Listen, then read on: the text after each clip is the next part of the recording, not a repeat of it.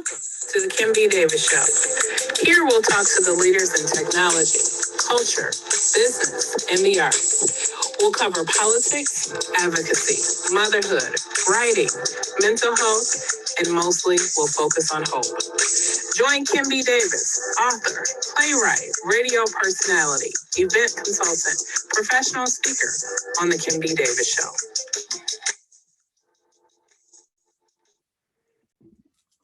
Good evening and welcome to the Kim B. Davis Show. I'm your host, Kim B. Davis, and this evening it is my pleasure to introduce to you Sylvia Hubbard-Hutula. I hope I pronounced that correctly. Hutula. I'm sorry. Like an owl. Okay, Hutula. She is the Motown literary diva.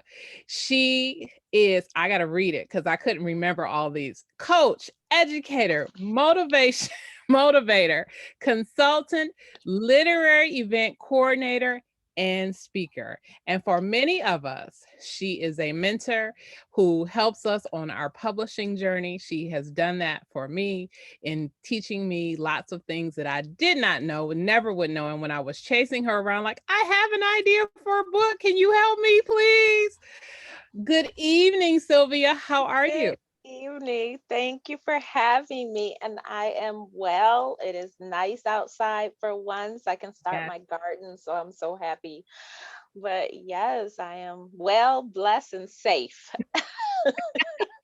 And those are all definitely blessings, especially coming off of, well, considering we're still in the pandemic, but coming off of a year, it sheltering in place and all the different things that we've seen politically and just around the world, and everything. It's been rough. So But I think coming from Detroit, if you say you safe, you good too.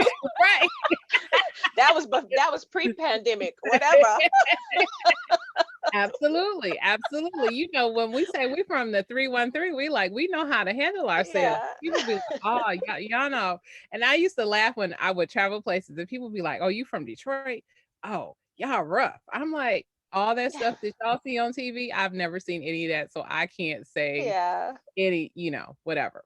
Well, I have seen it, but I mean, what it is, okay? It is what it is. And with that, because you take some of those same situations and put them into your book. So before we start to talk about your books, tell us, who is Sylvia Hubbard-Hutula? Because what I did does not do justice for who you are. Well, I would say, I've written over 50 books. I'm a romance suspense novelist. So in that regards, I love people to fall in love, and I love to kill people, not necessarily in that order.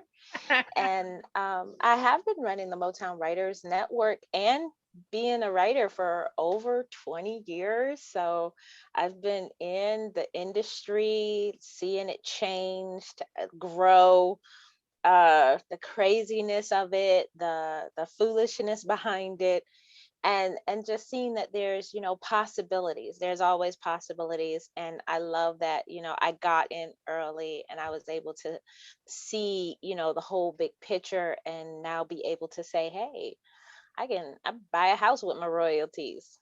Go me. Yay! That is a dream. Yeah, that is a great dream. And being that, I was a single mom at the time, I was a retired single mom now. I was a single mom at the time, it was awesome to be able to say I can take, my entrepreneurship and use it towards, helping me and my kids. And then, once we got there, I could settle down, get them off to school, then go get married. And then, I have that kind of, soon to be empty nester. But of course, Detroit has always been my home. And I've always tried to weave Detroit in as a character into my stories, because Detroit, it's its own person, it's alive, it has characteristics. You're it's either going to make you or break you, and everyone knows that coming here, and I think the possibilities are endless in terms of, how I can view the city, work the city into a book, and just, always be about Detroit, because I love it. I love being one, and I love knowing I can write about something that's so versatile. Excellent, excellent. So you help people. And was it 2002, 2003 when you had the Motown Writers Network conference going? Or was it before that? That was actually 2004. We Okay. had the conference, and it was so funny because my friend Donna and I, we were always talking about, writing, and then we were upset because we were in these online Yahoo groups, and they were all going to writers conferences and stuff, and they were in their city, and we were like, "Oh, yeah, we should have one here. We need one here." And at the time, my group was just online, clearly online. We didn't do anything offline, but all the major groups started moving outside the city, so they were holding conferences out, in Birmingham, and all the way, really far away, but none were having in Detroit. So um, we just kind of put together whatever quick change we had. We were both single moms at the time, and I think we put together basically almost $300, and we struggled to get that together. That was I was like, well, we gotta make a little profit, because that was part of my electric bill. I was like, oh, we better make a profit, because yeah, I got to get some money back. But we just expected basically maybe about 15 people to come, just to show. And then, everybody I had been networking with over the years, I kind of just said, hey, I'm throwing a conference in Detroit. Can you come and teach this? Can you come and teach this? Can you come and teach this? And we got the center for free. That was the Detroit Impact Center with Calvin Colbert. And yeah, we just opened the door and waited for those 15 people, and it ended up being like almost 100 people came, and we were shocked. And we were shocked that so many people just wanted to write a book. And I just knew at that point, yeah, we need to have like some kind of continuing education offline to help people, learn about predatory publishing, to learn about marketing, because they tell you it's 10% to write the book. It is 10% to publish the book, but it's 80% to market the book. Mhm, And mhm. that's where we are lost at. We get to that 80%, and we just feel so overwhelmed, so like we're backing away, like, hey, it was all good until I got to this part. Nobody didn't tell me like a full 80%. Exactly. So yeah, I saw that there was a need, and even now there's still a need. Like, Mhm. I see a lot of writing coaches out there, I see a lot of publishing coaches or writing publishing coaches, but the marketing coaches, I don't see a lot of marketing author marketing coaches.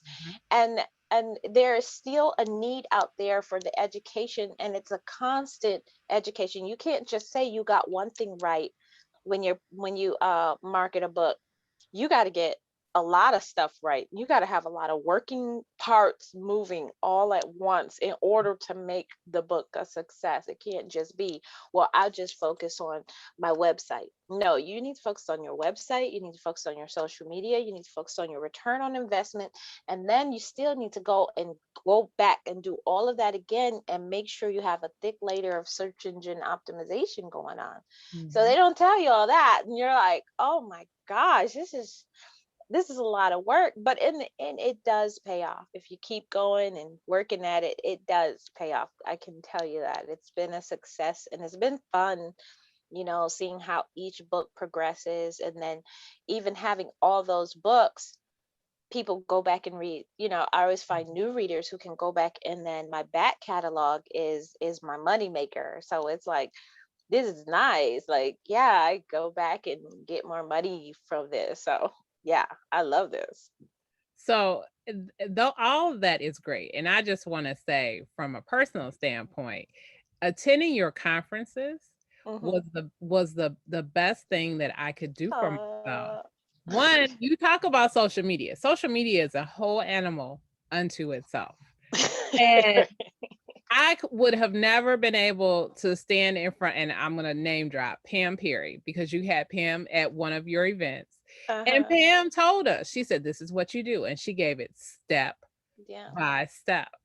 There were other Mhm. speakers that you had that you would have never been able to speak to, but because of the relationships that you had, it Yeah. gave all of us wannabe authors opportunities to sit. And I remember the very first story I had, and you probably don't remember this conversation. You was like, Kim, that's a really nice story. And, that was sort of it. And we went on. But then you called and said, hey, I've got a contest for an anthology. You should write a story. And I was like, me? Because Right. I'm still, pitter pattering around with my first story, trying to figure out that 20%. I'm like, I'm still just trying to get the story down on paper. Wrote it thinking, okay, maybe. And then when you called me, you were like, you won, Kim. And I was like, what? Really? You won? Yeah. Like, you like me? Like, you really like So funny. And and it was one of those things where it gave you that confidence boost to Mhm. understand that somebody understood my passion, Mhm. someone understood and listened to me and wanted to help me.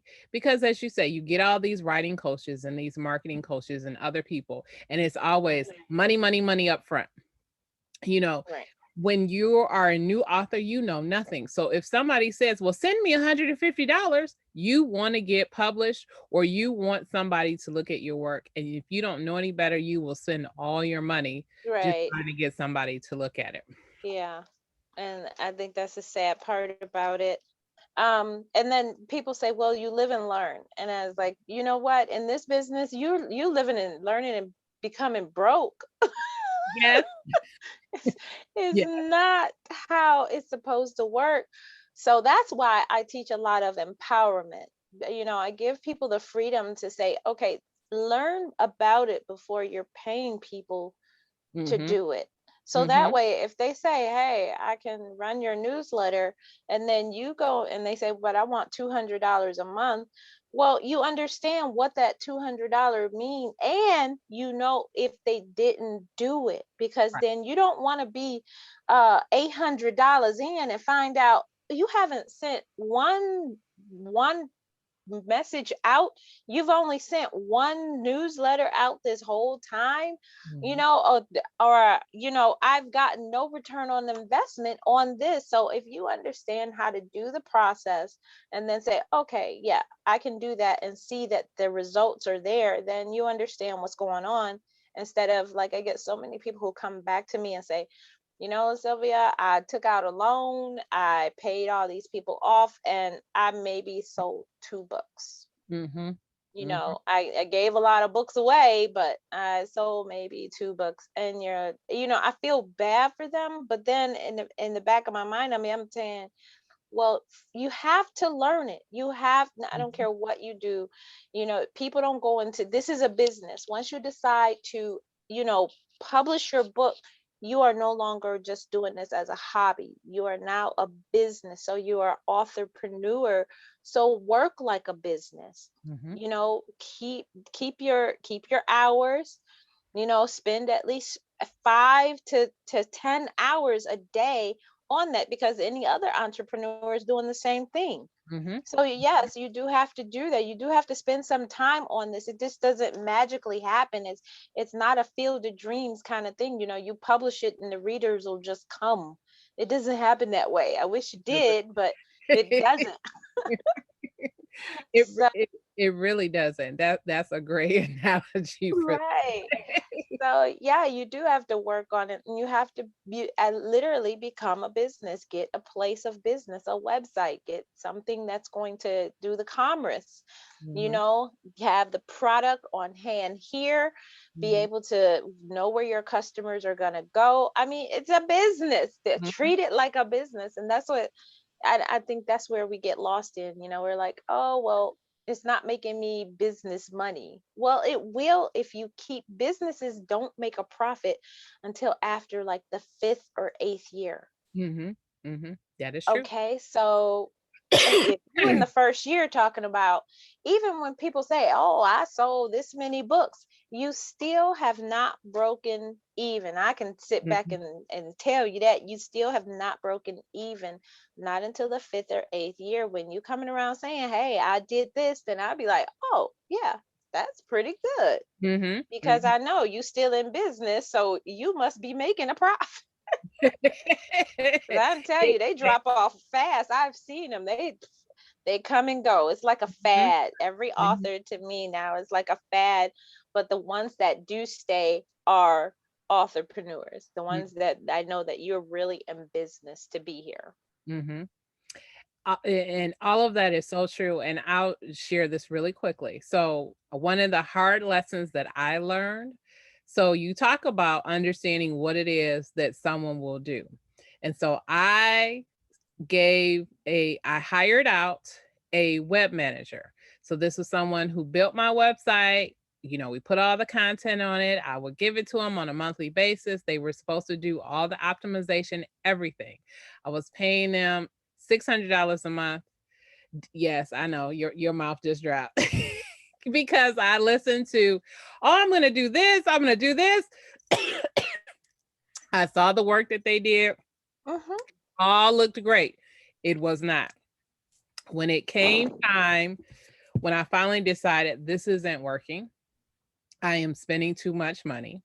I had people who were tech professionals who said, "Kim, your website's not optimized," and I would look at them because I said, "Okay, what are you telling me?" And they would break it down, and I would be mad. And they said, "How much money are you spending?" And I would tell them, and they would be like, a kid could do that for 75% off from what this person is charging you." And when it was time to break my contract, because I didn't cancel in time, this person held my website domain. It was one of those little things in small print.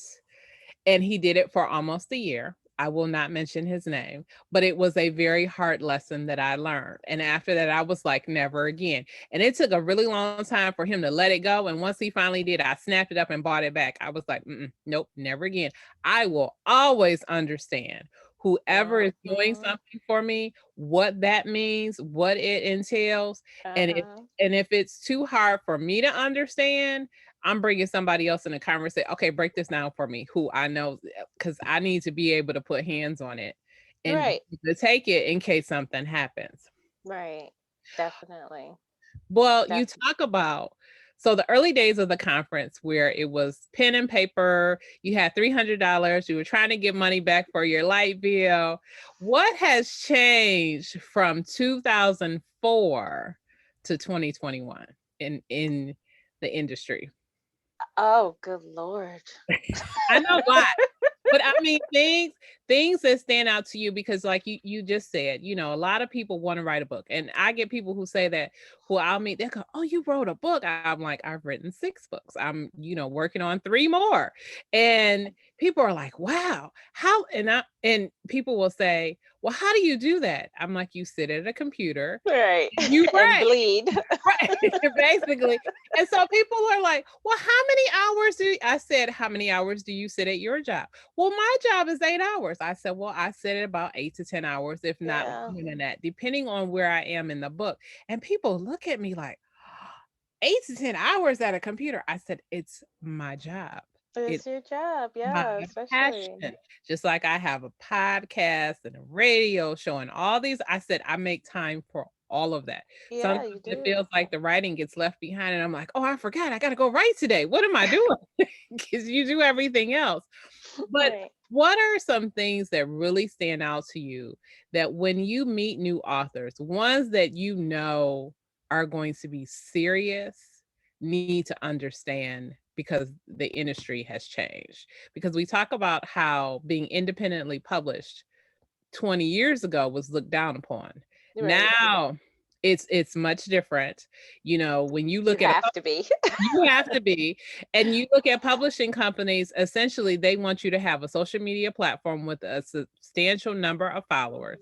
They want you to have a website. They want to make sure that you know how to bring in your own income, meaning sell Right. books. You need to be able to book yourself at different places, because the days where publishing companies did that for you, unless you are Gone. right, unless you're Michelle or Barack Obama, no, that is not happening. You know, Sometimes just Michelle, because she got right, the better exactly. numbers. She does. Exactly. And her book was fantastic. Yeah. But, for us regular authors who, we look at that and we're like, I want to do a road show like Michelle. And you're like, okay, wait, slow down. It's gonna take a minute before you get there. But just saying, it's not that it's not possible, Right. you have to work to that. So I would say to know that you are a very serious author. For me to know and understand that you definitely have to have a newsletter. You definitely, that is your powerhouse. I don't care how many people follow you on social media. I don't care how you did a viral sensation and everything. Your money, your power comes from your newsletter, literally. So if I know an author is sending out their newsletter, at least monthly, I know that they are breaking some kind of bank, because that's what's showing not only you that people literally organically will see your stuff, follow it back to your website and purchase something from you, but those organic outreaches that come back to your site are being watched by others, and that others can see, oh, this person knows how to draw people, oh, this person knows how to actually make money. And it shows you as an author have the power to reach out and say, hey, I got this in my newsletter, and if you click this link, you can have it too. And it shows you have a power to do it, and the more you do it, the more you're going to get people to click out and come to that link and create an organic purchase that is going to strengthen your rank as an author. People are watching that. You should be watching that, and you should definitely be doing that. That has not changed, but it has gotten a lot better and a lot easier over the years. And if people are not doing it from the get-go, then it's going to be hard to even start if you aren't doing it now. So I always say that's what to me, when I know an author has an mailing list, that they actually are doing some things. They are actually creating some income in some kind of way. We didn't take it seriously at first, but now you do have to take it seriously, because there's so many distractions there. Mhm. That's what's changed, is that it's a lot more distractions. It's easier to get in, but it's a lot more distractions, and so you don't know where to look. You're like, should I look over here to Facebook? Should I look to Instagram? Should I look to Twitter? Should I look, to YouTube? Where should I look? And but that newsletter basically reins it all in and say, hey, look this way and keep your eyes on me. And that's important to you if you want to make money in this business, basically. Very good. Sound advice. All right. So the reason that we're here, because it's all about books and more books. Tell us about your 50 plus books, Sylvia. Oh, good Lord. We could be here all day.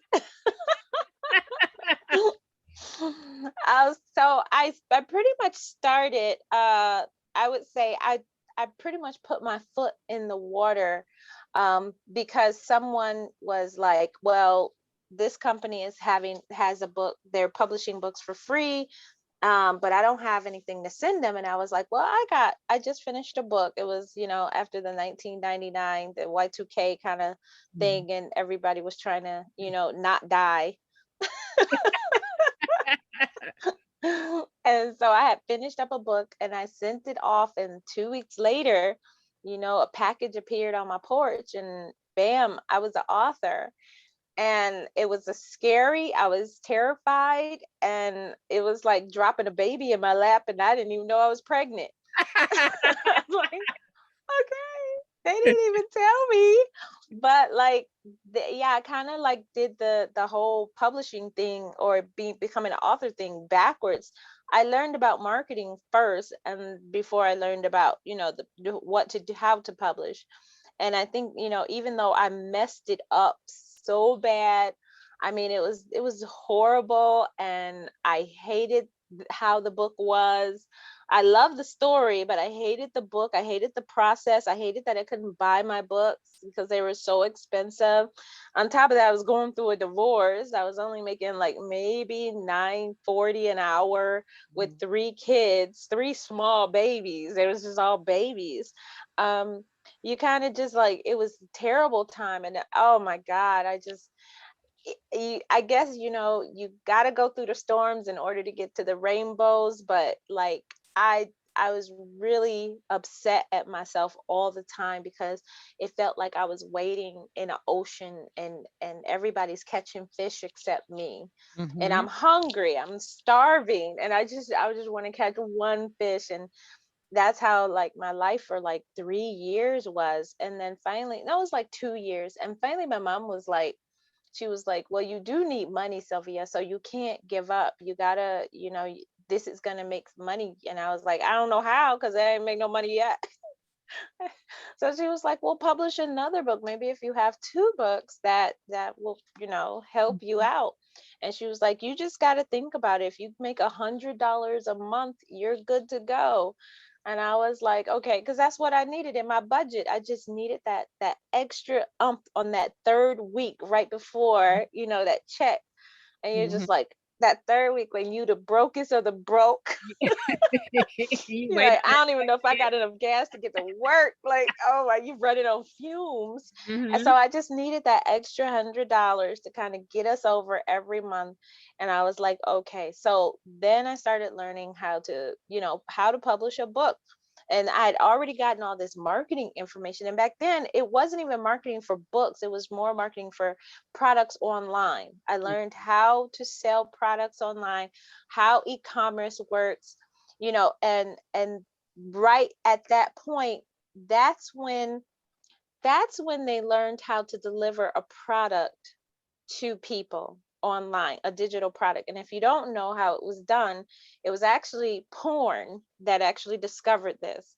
Oh. This guy invented a way, like if you give him $1 digitally, that's when PayPal was just invented. Thank you, Elon Musk. But $1 was just, he invented PayPal. So he got people to pay him $1 through PayPal. And then with that system, he created an algorithm that would take a naked picture of a girl, and they would receive a picture. So he said he set it up, went to bed, an hour into it, he heard it one ding. Then, 2 hours, he heard a couple of more dings.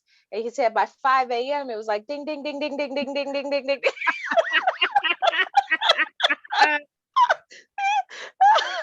he couldn't he could say so many, it just kept, the thing couldn't even keep up with the dings anymore. Boom, you discovered digital currency could pay for something.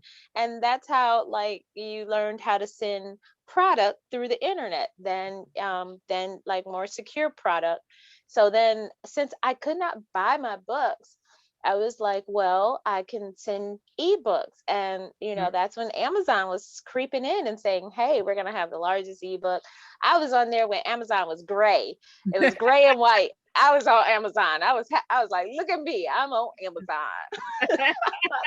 I thought I was just the coolest. Like, but it was great seeing my book in a bookstore. I was like, man, this is amazing. And it was so funny because people were like, it was a New York Times bestselling author. She even pulled me aside and she was like, Sylvia, you got to stop talking about ebooks, because no one will ever read a book on a TV screen or a phone. Or she's like, that is so stupid and you need to stop it. How wrong was this person? But like, I had got my first ding. So, when you get your first ding, you're like, Yes, You it know, is. I'm unstoppable. It was 58 cents, but I don't Yeah, care. You know, after right. taxes, it's just 58 cents, but whatever. It was a ding, and I was getting several dings a night. So whatever. I wake up in the middle of the night. You got money. Woo, Jesus. Thank you, Lord. So yeah, so I was like, whatever, say what you want to say. But it was so funny because like 10 years later, she called in my phone. Yeah, you know a little bit about ebooks, don't you? Uh-huh. I was like, if my mama hadn't raised me Christian, girl, I tell you something, something, something, something, something. So like, yeah, and that's always been in the back of my mind. I just got to get those dings. I got to get those dings every day, because it's an awesome feeling when you wake up and, hey, I sold a book in India, I sold a book in Germany, and yeah, it's just this wave. So I just kept selling books. I kept writing. I was like, okay, so if I write, I can sell, and then I can write some more, I can sell. And so I just be a writing fools. It's all the time. And I guess I still do it. You know, I still write words and every day, and I want to publish. And it's not even about the dings anymore, not even about the money potential. It's just knowing that someone out there is reading my work. You know, someone wants to read what I have to write. So that's what I try to do. I try to write the books that I would want to read. And it's really weird when readers come up to me and say, I love that book, because I'm like, okay, you're just as weird as I am. Because I ain't never saw nothing like that before. And I just literally try to write books that I'm like, well, what if that happened? What if you said yes? What if, because I tell people I'm boring in life. I'm bad on paper, so I can be good in life. So Mhm. I'm really bad on paper, really bad. I'm gonna use that and attribute that to you. It's because it's fun. It's fun to go into that, to say, okay, what if I had got in that car with that stranger? Like, what Mhm. would have happened? Mhm. And then on top of that, my mom is trying to kill me for, the little money my dad left, or, Mhm. I find out that the guy I'm dating, he used to be married to my sister. I just, things like that. You're like, oh my goodness, things just popping out of so it's just cool. And then on top of that, I have like since my dad was a chemist and my mom was a history nut, it's so fun to just incorporate just the, history and science into my books. And that's what I just try to do. I love science. I love incorporating any type of science into the book. So it just gives me this opportunity to open up like new avenues of urban contemporary Mhm. romance, suspense, intrigue, because we're on a cellular level of love, romance, and suspense. So yeah, let's take it there. And romance is the top selling genre. Right.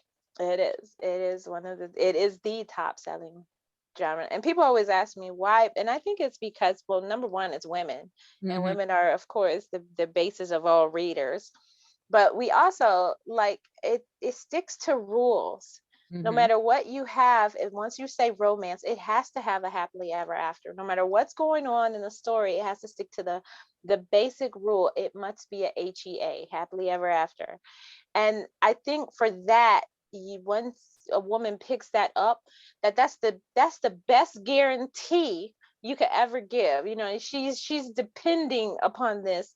And that's the fun part, is like, no matter where you take them as a writer, you have to get to that point. And it makes it even more fun, because like once you throw your characters into muck, you're like, okay, get out, be happy. Sylvia, what's your favorite book that you've written? Oh God, that's just like asking, what's your favorite child? Can't let the others know. I know, right?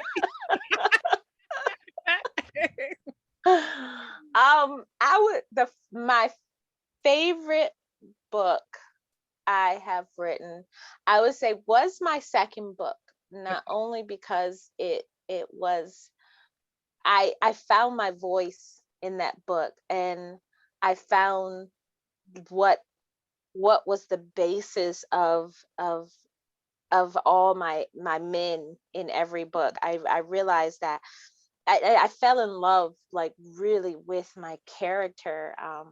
And it's called Stone's Revenge, and it's about the son of a serial killer who decides to get revenge against the prosecuting attorney who put his father away. And he goes after the prosecuting attorney's daughter. And William was just this complicated man that you had to wonder, is evil inherited or is it a learned behavior? And how can people from products of evil survive in this world? Like, what, how do they change the path that they're not their parents, they're not even their present, they're not their past, they have to always work for a better future. And so William became this alpha mean alpha male that just said what he said and did what he did, and he did it with his choices. That every choice he made, it had to be carefully planned or carefully done, or everything he said had to be carefully said, because of who he was.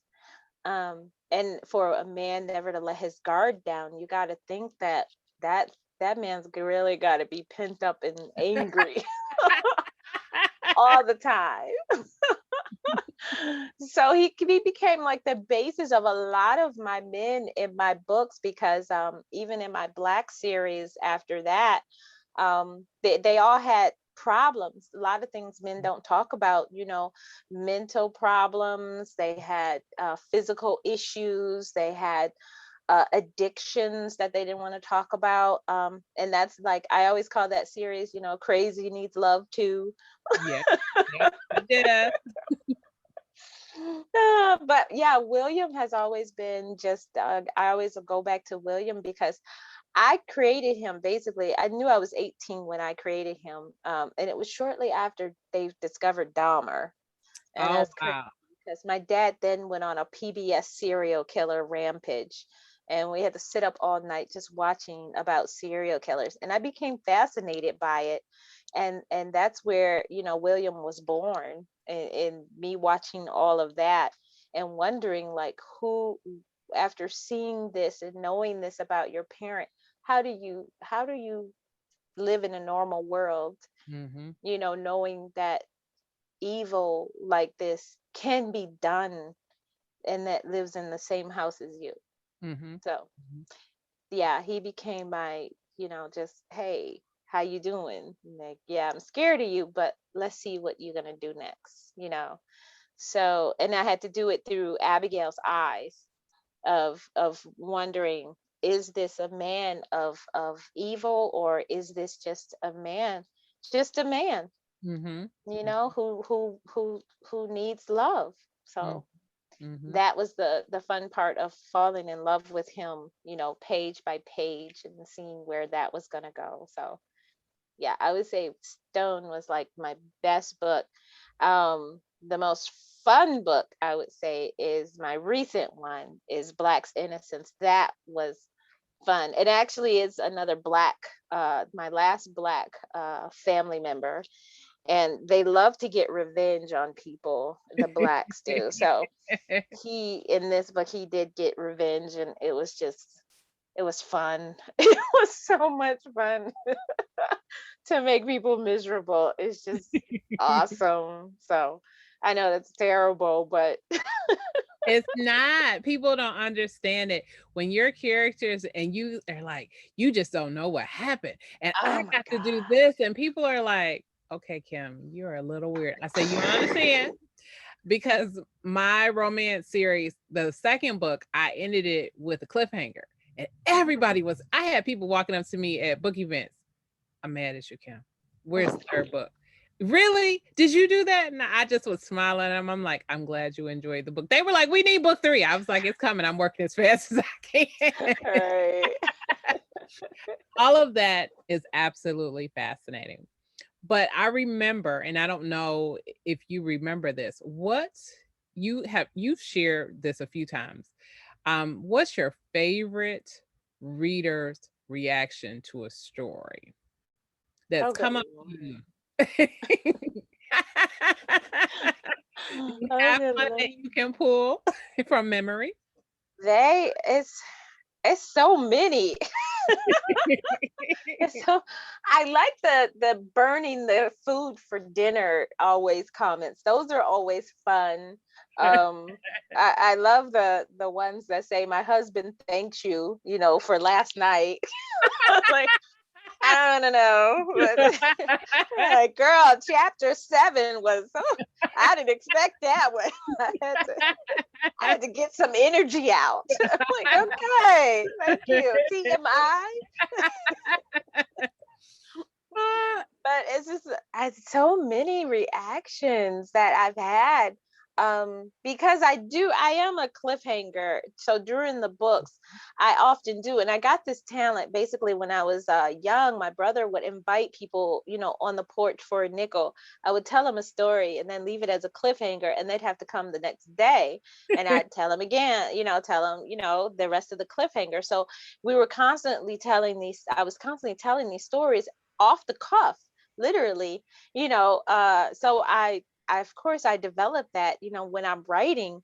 Mhm, Not every chapter is going to be a cliffhanger, but I'm slowly building up. I know the red herring, I know when to drop it now naturally. mhm, I know when to, hey, I know when that final moment, how many words I need to get in order for before that door opens, to see who walks in, mhm. or who did she bump into, or something like that. So it's so much fun, and I love keeping people on the edge of their seats. That's the best part, because you want to be in that moment with them. So when readers do come up to me and say, oh my God, girl, no, I had to go to work the next day, and I picked up the book thinking I was just gonna read a couple of chapters, and then the sun was rising.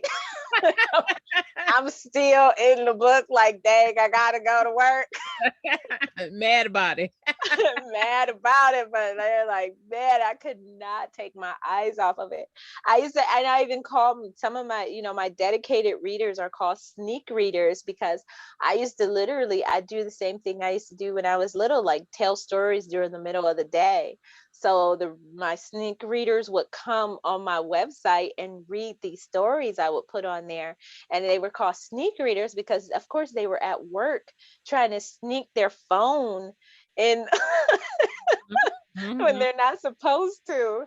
And they would tell me, like, girl, I almost dropped it in the toilet, because I'd go on my break and I'd get to a part and be like, oh, and drop the phone and be like, so I love calling them sneak readers, because that's what they would have to do. And man, it's so much, but it's just, for me, it's wonderful, because like I've learned how to build and structure stories so they leave that powerful punch every time. Like, you're gonna get a happily ever after, but not until I do all this.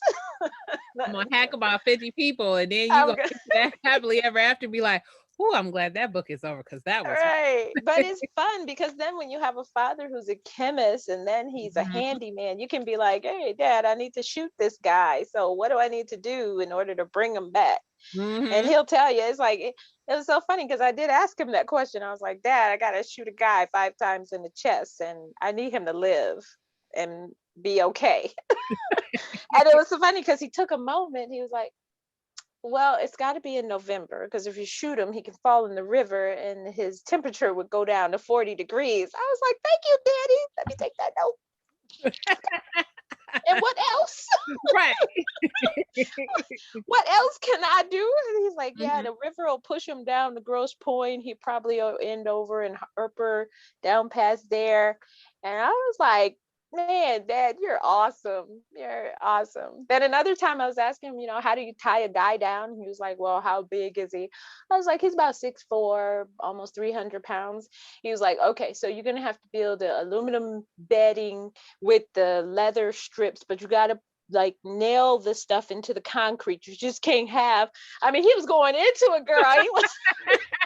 Drew a schematic of the bed and how the handcuffs had to be. And girl, I was like, this man is awesome. And so then you look at your dad like, you do what again? Yeah, and I ask him about drugs, and then on top of that, my sister's a pharmacist, so like Oh, I can go back and forth, like, okay, so what does this do, and what's the reaction to this, and it's so much fun. So as I was dating, it was really hard, to really talk to guys about what I really write. because they You were know, scared. yeah, and then my son thought it was fun to leave my research books on the table, coffee tables when they come, like, oh, I don't know how that book of poison got on the. You want to come and eat? No, thank you. No, thank you. I was just stopping by to say hello. You know what? I'm gonna come back at a different time Right, when it's more convenient for you. It's like, right. Like, oh, never shoot. heard. Wonder why I never heard from them again. Like, what? He was a great guy. I don't know. But it's so funny because when I met my husband, he didn't. I think we dated almost. I was like 4 or 5. No, had to be about almost 6 months. It was 6 months before he actually did a Google search on me. He had never done a Google search on me. And then he called me out of the norm. Like usually he called me at set times. So when the phone rang and it was him, I was like, okay, something's wrong. And then I got on the phone and he was like, well, I just Googled you. And he said, are you Sylvia Hubbard? And I was like, yeah. He said, no, are you the Sylvia Hubbard? And I was like, darn, he knows. I guess this is over with. She kills people in her books. She might kill you too. And he's like, yeah, his coworkers was like, oh my God, she's this person, she's this. So it was like, yeah, we had a lot to talk about. But it was like, it was kind of fun because like I was just Sylvia to him, as we were dating. And I was just Sylvia. So it's like, yeah, but he would always wonder, like, why people would walk up to me and be like, "Hey, how you doing?" And that now he understood it, and then it was so funny because we'd be somewhere and we'd get in somewhere free, and it'd be like, "Oh, Sylvia don't pay here." Like, You'd be like, yeah, who and are you it's again? just a friend, just a friend. So, okay. Crazy. She's not doing her job, is she? Ooh, we should tell the manager on her. Let us get free food. Mhm. As I eat it all. Exactly, and enjoy every morsel of it. So it was kind of cool. But then on top of that, like he supports it. Like, just this past year, he had bought me another poison book. Yeah. Girl, I was so happy. I was like, ooh, I'm gonna keep him.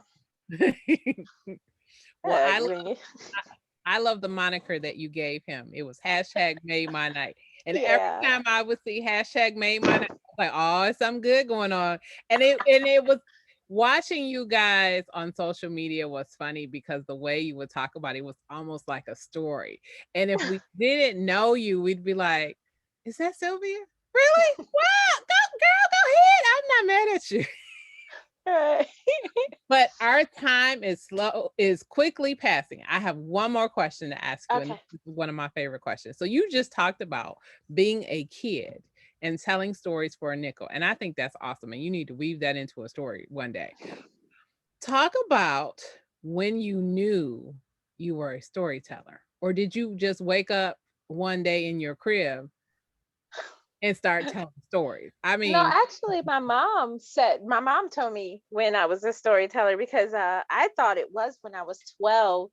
But mhm, she was like, no, because she had attended the first workshop I had done, and she was like, no, that she interrupted the workshop. She's like, that's not when you became a writer. She said you were about 5 or 6, and you would always lie to me all the time. And so what she would do is literally give me a butt whooping for the lie, and then give me pen and paper and then say, go write down what you just said. So I would go write it down, and then I would come back to her, and then I would have to read the lie back. um the the intricate part is that I had to put it exactly how I had told her, or I would get in more trouble. But then I would still get another butt whooping. So it wasn't the lie that got me in trouble. It was the depth I had put into the lie, which goes to show she was not only teaching me how to build storytelling correctly, but also how humans actually work. See, we don't care about the lie. It's not the lie that hurts, it's the depth that you put into it. It's the work that you, the layers of the lie that you put into it. Mhm. That's what really hurts, because if you had time to come up with a lie that you were going to deceive me, then you put so much work into Mhm. it. That's where it hurts the human heart. and Mhm. and that's what I learned.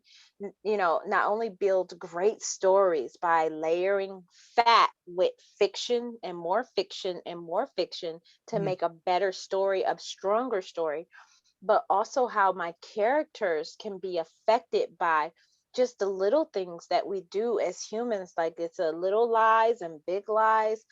All in all, yeah, I did get a butt whooping for the lie. But making it solid that I was a writer and learning how to lie on paper because it was less painful, and stop lying to my mama. So my pain became my pleasure. I don't have a lot of friends because I have to be honest with them all the time, Mhm. honest with everybody all the time. And Mhm. but it just became a way for me to get away, to soothe my soul, and it became more like breathing to me, to write things down and to show, like, things can change. You can work through problems. You can figure things out on paper through storytelling. It's a powerful entity, a powerful method of everything, and it fixes everything. People don't realize that, how powerful storytelling is. Like, even in African villages, and Mhm. all back in the day, when you look through history, storytellers were the most powerful entities in villages and towns and countries. It was the storyteller, Mhm. because they were the ones that held the history, that held the Mhm. knowledge of Mhm. what their people were and what was to come. Mhm. So I think that's awesome to know, like, other storytellers. There's just is you have a magic ability to weave something, to bring people, to draw people together, or to break people apart. That is your power. So Mhm. it Mhm. is awesome. So I love it. I love being one. I agree with you. You are fantastic at it. Tell us quickly what's coming up next for you. What's your next book that you're releasing? Do you have any conference, I mean not conferences, but seminars? I know you're doing some consulting and coaching right now. Talk a little bit about that. Well, at Motown Writers Network, we're always doing second Saturdays, even through the pandemic. So you can come to our Facebook page at every second Saturday at 10 a.m. We have someone there. We just had Stage 32, the screenwriting production company, Mhm. to talk about their venture with Netflix. So that was so cool. Mhm. And then, so we have leaders, thought leaders, marketing experts who come every second Saturday, and you can come and ask your questions about writing, publishing, or marketing. Mhm. And then for me, my releases are I have Essence Divinity coming, and that's going to be released on podcast, and also like a live stream where I'm going to be talking the book out, and then it's going to be premium material on my website. So that's going to be fun to try out. And then I have another release, The Trouble with Gabrielle, who's Ooh. going to be alone, pregnant, and about to be murdered. Mm. Oh, Essence Divinity is actually about a man waking up from a coma after 5 years and finding out he has a 4-year-old son. Ooh. Yeah, so Some that's shenanigans fun. were going on while he was Girl, in coma. I had shenanigans up the wazoo. And she's still, and the woman is pregnant with another child. Like, Ooh. when he wakes up, he finds that out as well. Uh-uh. And yeah, mm, Some somebody was stealing something. girl, a whole lot of something.